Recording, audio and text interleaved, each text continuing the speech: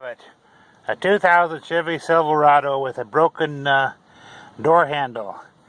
Okay, take your socket set with this special star wrench, put in there, and just ratchet it out. There's 2 bolts, one on the top, one on the bottom. Get in there. There we go. There she is. This just comes right off. You got the new one right here, and it fits right on. Boy, isn't that simple. There we go. Bolts are back in for the first time. I don't even know. Let's see if it works. Oh!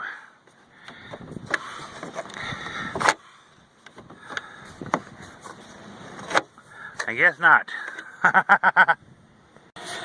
Took a little persuasion, but there it is. The door opens fine.